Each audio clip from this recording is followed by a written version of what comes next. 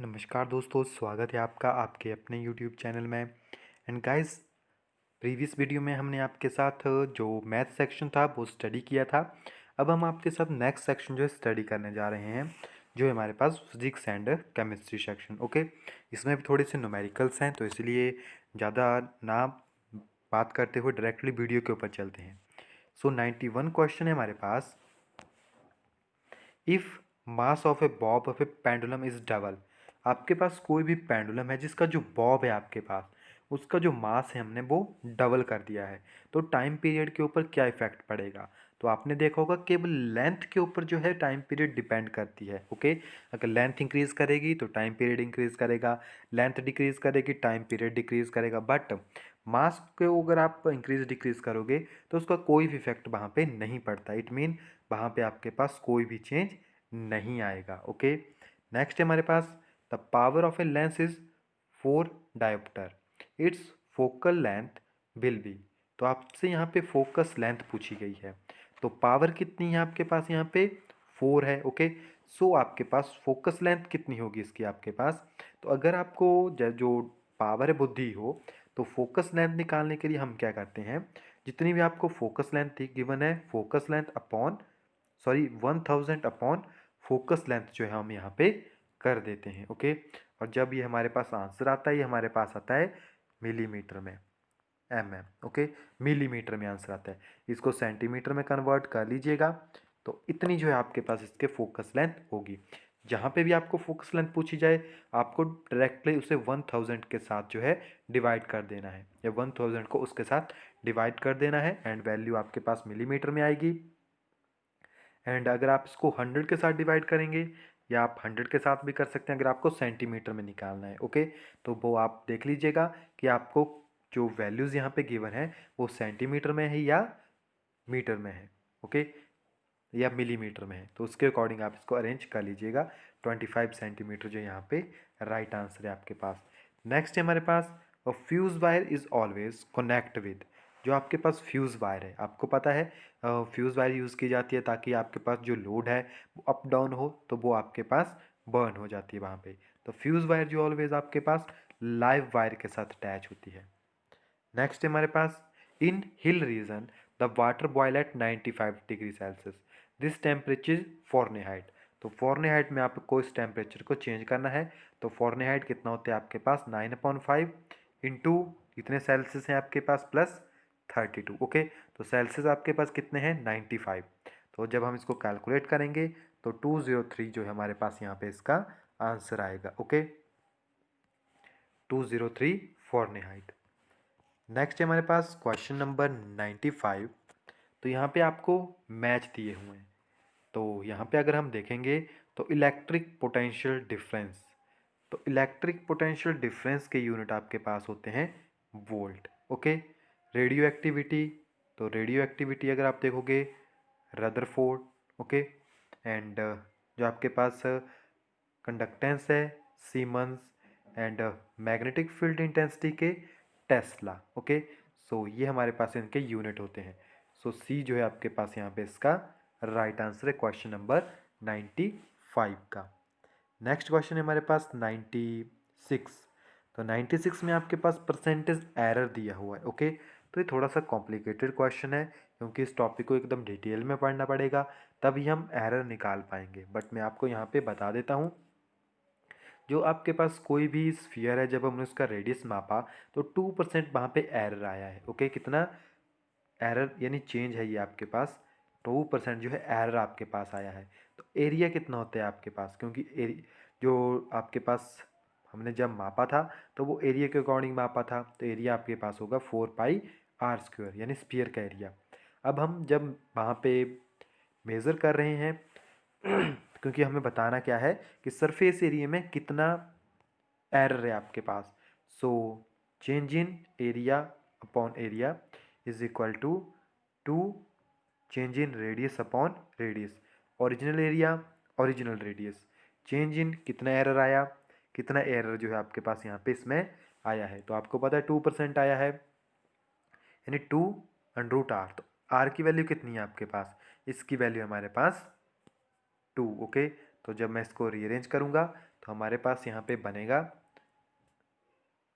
A upon A is equal to 4 upon 1000 is equal to 0.4। Okay, ये थोड़ा सा complicated है, इसको हम बाद में डिस्कस करेंगे एकदम डिटेल में, फिर आपको ये टॉपिक जो है एकदम डिटेल में अंडरस्टैंड हो जाएगा। ओके, अभी आपको थोड़ा सा इसमें कन्फ्यूज़न रहेगा, बट मैं यहाँ पे आपको करवा दे रहा हूँ। ओके, 4% इसमें आपके पास एरर आएगा। नेक्स्ट है हमारे पास kinetic energy of a body become 4 times its original value the new linear momentum. तो kinetic energy and linear momentum में मैंने आपको रिलेशन बताया था। Kinetic energy is equal to rho square upon 2m। तो m इस तरफ चला जाएगा। सो काइनेटिक एनर्जी किस तरह से वेरी करती है आपके पास, कुछ इस तरह से। ओके, 2m एंड यहाँ पे लीनियर मोमेंटम पूछी गई है, तो अंडरूट आपके पास इस तरह चला जाएगा, इस तरह से आपके पास वेरी करती है। अब kinetic energy of the body become 4 times, तो मास आपके पास कांस्टेंट रह रहा है, तो आपके पास काइनेटिक एनर्जी 4 टाइम हो चुकी है, यानी 4 ke is directly proportional to rho. Okay, तो अंडरूट यहाँ से अगर आप देखोगे तो 2k, जो आपके पास जो रो है वो डबल हो जाएगा, आपके पास कितना डबल हो जाएगा। नेक्स्ट है हमारे पास motorcycle loop, the loop inside a globe of a diameter कितना है आपके पास 19.6 metre. What should be the minimum speed at the height या highest point of the globe. तो एक मोटरसाइकिल है जो कि मूव कर रही है आपके पास, ओके, एक लूप में, तो इनसाइड जिसका डायमीटर कितना है 19.6 है, तो आपको हाईएस्ट पॉइंट के ऊपर उसकी स्पीड बतानी है, मिनिमम स्पीड। तो हाइट कितनी है आपके पास, सॉरी आपके पास जो डायामीटर है वो कितना है, डायामीटर है 19.6, रेडियस कितना हो जाएगा आपके पास 9.8 रेडियस है उसका आपके पास। ओके, तो जो स्पीड है हमारे पास, स्पीड का फार्मूला होता है v is equal to R G under root. Okay, radius कितना है आपके पास उसका 9.8 इंटू जी है एक्सलेशन ड्यू टू ग्रेविटी जो कि कांस्टेंट होती है, तो ये आपके पास बन जाएगा 9.8 मीटर पर सेकेंड। ओके, हमने यहाँ पे फार्मूला यूज़ किया v is equal to R G whole under the root, तो 9.8 मीटर पर सेकंड जो है इसकी आपके पास स्पीड हो जाएगी। नेक्स्ट है हमारे पास the radius of moon is 1/4 and mass of या mass is 1/80 time so as that of earth respectively if g is according to gravity of the earth surface then its value of surface of the earth। Okay, तो आपको radius दिया गया है, moon का and mass दिया गया है। Okay, 180th time of the earth, इनको अर्थ के साथ कंपेयर किया गया है, आपको बताना है जी की value according to earth surface on moon, तो मून के ऊपर बतानी है। तो जी का जो फार्मूला होता है g is equal to gravitation force M M upon R M. Okay, radius of moon and radius of sorry gravitational force या mass of the moon.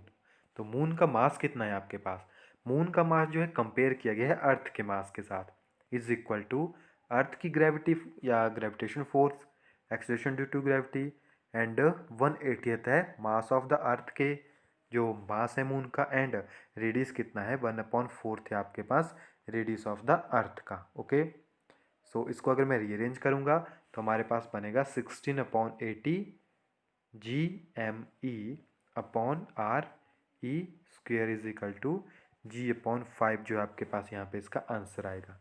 Okay, direct g/6 मत कीजिएगा, यह क्वेश्चन जो है अलग है आपके पास। नेक्स्ट है हमारे पास the electromagnetic wave does not transport, जो इलेक्ट्रोमैग्नेटिक वेव्स है आपके पास वो किस चीज़ को ट्रांसपोर्ट नहीं करती है, तो वो आपके पास किसको ट्रांसपोर्ट नहीं करेगी, चार्ज को। ओके, नेक्स्ट है हमारे पास 101 the frequency limit generally use for the ground wave propagation is, तो लिमिट कितने तक होती है आपके पास फ्रिक्वेंसी की for ground wave propagation is 1000 kilohertz तक। नेक्स्ट है हमारे पास real gas obey Boyle's law, तो रियल गैस कब आपके पास इस लॉ को फॉलो करती है, बॉयस लॉ को,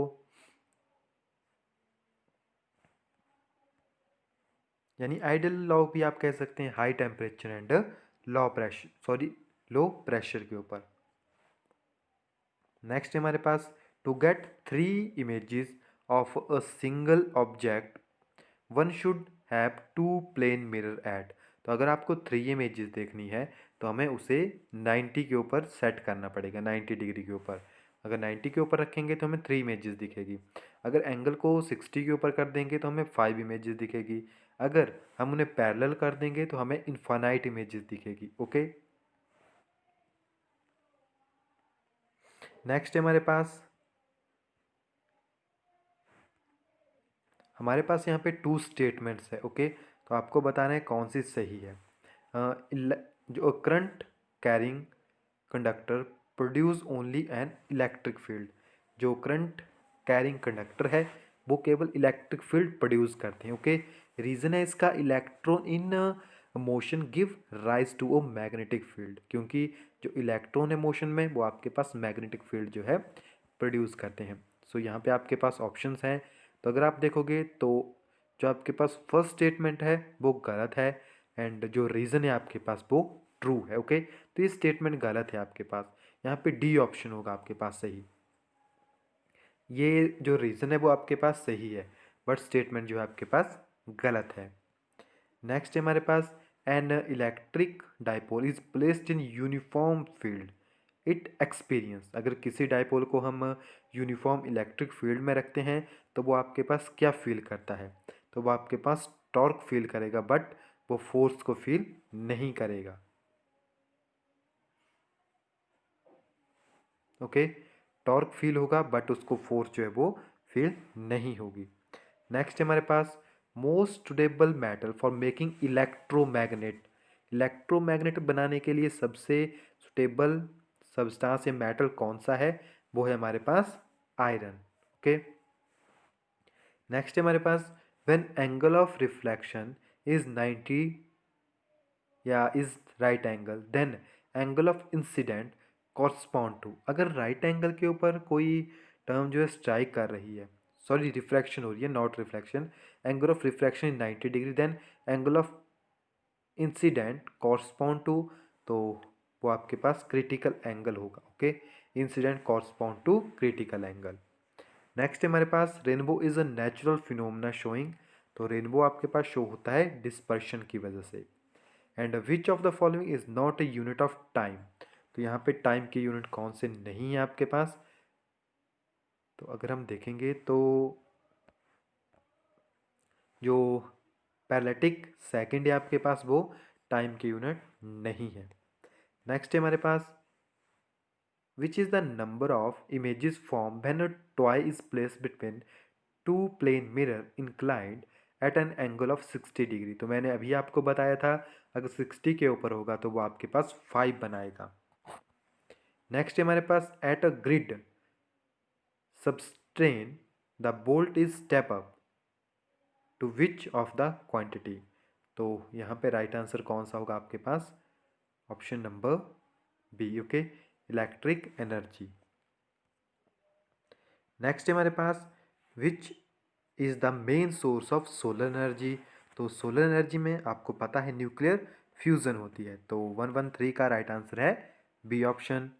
नेक्स्ट हमारे पास, rocket is eject out 50 gram of gases per second. Okay, एक रॉकेट जो आपके पास पर सेकंड में 50 ग्राम जो है जो गैसेस है वो इजेक्ट कर देता है, और वेलोसिटी पकड़ता है 400 मीटर पर सेकंड के। आपको एक्सेलेरेशन निकालना है। सो आपके पास जो एक्सेलेरेशन है वो होता है mass into velocity. Okay, acceleration क्या होता है, mass into velocity. So first जो हमारे पास वेलोसिटी है वो तो हमें पता है 40, बट मास पता नहीं है।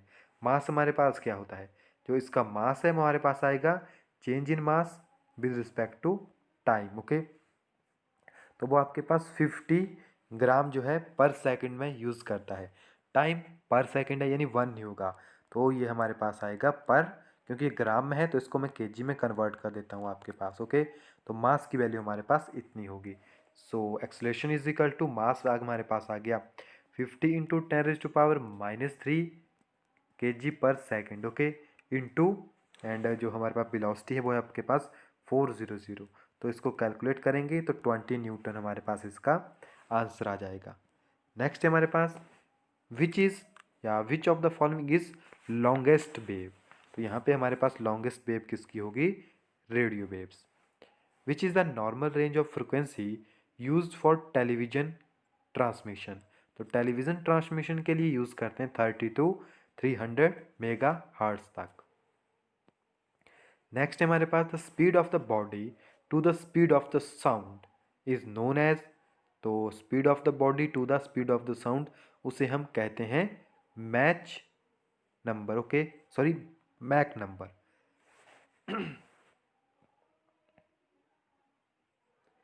नेक्स्ट आपके पास अगेन आपके पास यहाँ पे स्टेटमेंट है एंड उसका रीज़न है।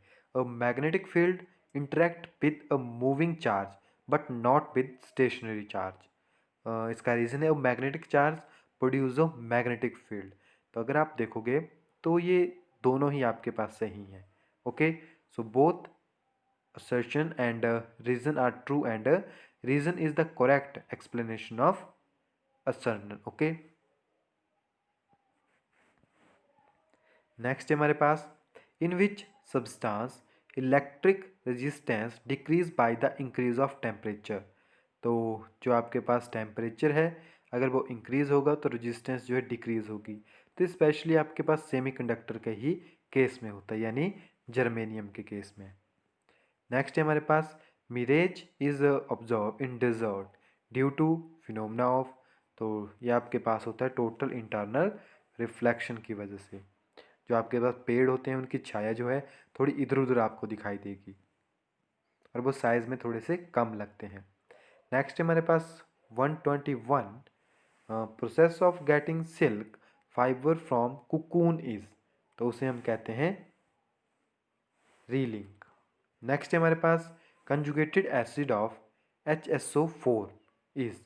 HSO4 का जो है आपके पास कंजुगेटेड एसिड क्या होगा। तो HSO4 का कंजुगेटेड एसिड हमारे पास होगा H2SO4, ओके।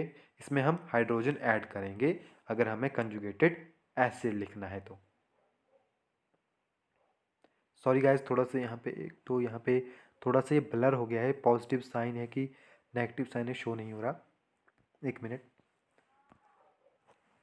ओके, यहाँ पे 1 है गाइस, ओके 1 लिखा हुआ है इन्होंने, HSO4 1⁻1। सो यहाँ से हम क्या करेंगे, कंजुगेटेड एसिड लिखने के लिए यहाँ से H को रिमूव कर देंगे। तो जब H रिमूव करेंगे तो हमारे पास बनेगा HSO4, ओके। इस वन को आप निगलेक्ट भी कर सकते हैं। सो SO4 जो है आपके पास यहाँ पे बन जाएगा। तो ए इसका राइट आंसर है। नेक्स्ट है हमारे पास in fire extinguisher we use. तो फायर यानी जो आग को बुझाने के लिए हम कौन सा सब्सटेंस जो यूज़ करते हैं, हम यूज़ करते हैं Na2CO3। नेक्स्ट है हमारे पास क्लोरोफिल कंटेन अ मेटल। क्लोरोफिल में कौन सा मेटल आपके पास होता है, magnesium. Metal are malleable it mean. Metal जो है काफ़ी अच्छे मेलेबल आपके पास होते हैं, उसका क्या मीनिंग होता है आपके पास कि हम उन्हें पीट पीट कर शीट्स में बदल सकते हैं। Which part of a candle flame has highest temperature. तो जो हाइएस्ट टेम्परेचर है आपके पास वो केवल आउटर पार्ट का होता है। नेक्स्ट है हमारे पास product of neutralization of acid and base. तो जो आपके पास एसिड एंड बेस का न्यूट्रलाइजेशन होती है तो हमारे पास कौन सा प्रोडक्ट बनेगा, तो हमारे पास बनता है साल्ट एंड वाटर। आपके पास is a monomer, what will be its polymer. तो ये आपके पास डबल बॉन्ड है यहाँ पे। सो इसको अगर आप देखोगे तो पॉलीप्रोपाइलीन आपके पास बनेगा, ओके। मीथेन इथेन प्रोपेन है आपके पास, तो प्रोपीन की चेन आपके पास बनेगी। तो पॉली या पॉइल प्रोपेलाइन जो है आपके पास इसका आंसर होगा B. Number of electron in 18 ml of water. आपको इलेक्ट्रॉन बताने हैं, ओके। तो 1 मोल में आपको पता है कितने एलिमेंट होते हैं, 6.02 इंटू 10⁻23 वाटर मॉलिक्यूल जो है इसमें प्रेजेंट होंगे। अब इट मीन्स कितने H2O इसमें प्रेजेंट हैं। अब एक H2O में कितने इलेक्ट्रॉन आपके पास प्रेजेंट होते हैं, 8 इसमें होते हैं, 2 इसमें होते हैं, यानी 10 इलेक्ट्रॉन जो है एक मॉलिक्यूल में प्रेजेंट होंगे। टोटल मॉलिक्यूल आपके पास इतने हैं, यानी 6.02, या मैं इसको डायरेक्ट एवोगैड्रो नंबर इंटू 10 आपके पास हो जाएगा जब हम इसको कैलकुलेट करेंगे, यानी 6.02 into 10⁻23 into 10 is equal to 10⁻24 आपके पास ये हो जाएगा। It mean 6.02 into 10⁻24। And next हमारे पास which among the following is most ionic. अब आयनिक जब ये ब्रेक होंगे एंड इनमें जो पॉजिटिव नेगेटिव चार्ज आएंगे, जिसमें पॉजिटिव नेगेटिव चार्ज ज़्यादा आ रहे हैं वो आपके पास आयनिक हो जाएगा। ओके, या इनके आप इलेक्ट्रॉनिक कन्फिग्रेशन देख सकते हैं जिनमें आपके पास हाईली इलेक्ट्रोनेगेटिव एटम है एंड लोएस्ट इलेक्ट्रोनेगेटिव एटम है। बट अगर आप देखोगे तो मैक्सिमम जो डिफरेंस होगा वो यहीं पे आपके पास होगा, तो मोस्ट आयनिक यही है आपके पास। नेक्स्ट है हमारे पास during depression in freezing point which of the following are in equilibrium. तो आपके पास अगर फ्रीजिंग पॉइंट या डिप्रेशन इन फ्रीजिंग पॉइंट है जो कि कॉलिगेटिव प्रॉपर्टी है आपके पास, तो इसमें कौन सी टर्म जो है आपके पास इक्विलिब्रियम के ऊपर रहती है। तो अगर हम देखेंगे तो यहाँ पे जो लिक्विड सॉल्वेंट है एंड सॉलिड सॉल्वेंट है वो आपके पास यहाँ पे जो है इक्विलिब्रियम के ऊपर रहता है। ओके, नेक्स्ट हमारे पास in an electrolytic cell flow of flow of electrons. तो इलेक्ट्रॉन आपके पास फ्लो होते हैं कैथोड टू एनोड, सभी में सेम है, तो cathode to anode through internal supply. Okay, ए जो है आपके पास इसमें राइट आंसर है। नेक्स्ट हमारे पास correct order of coagulating power among the following. तो कोगुलेटिंग पावर आपके पास बेसिकली डिपेंड करती है जिसके ऊपर ज़्यादा चार्ज है उसकी कोगुलेशन पावर ज़्यादा है। सो सही जो ऑर्डर है आपके पास वो फर्स्ट है। नेक्स्ट है हमारे पास which of the following atom has the smallest size.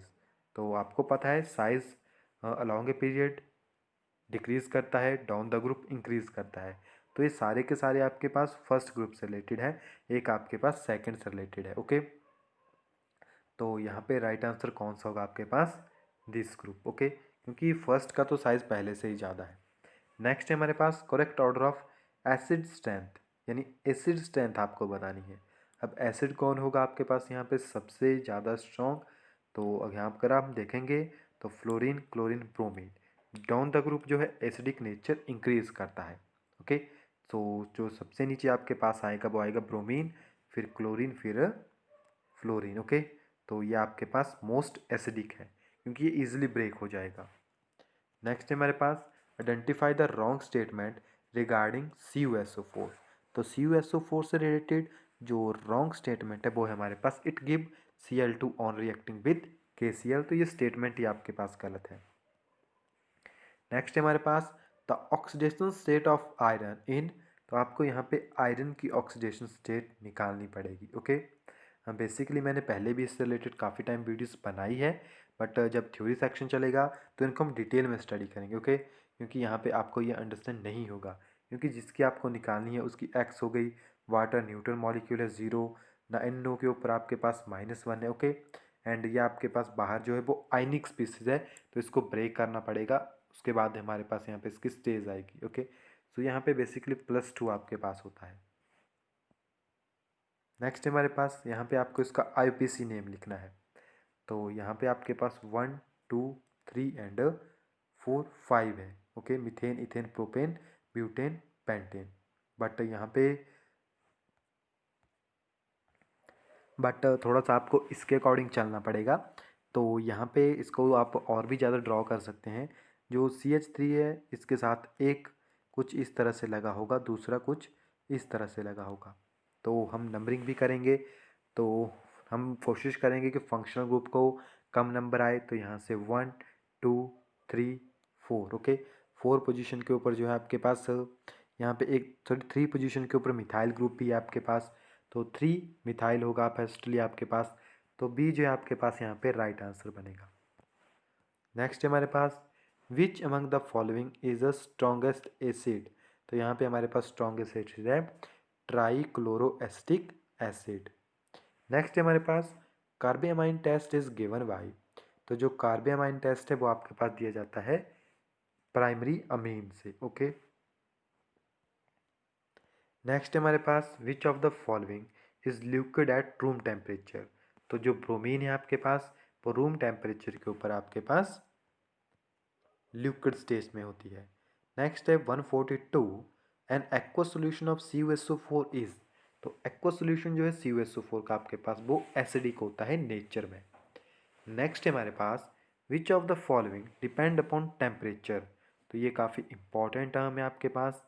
तो अगर हम देखेंगे तो जो मोलैरिटी है आपके पास वो टेम्परेचर डिपेंडेंट है।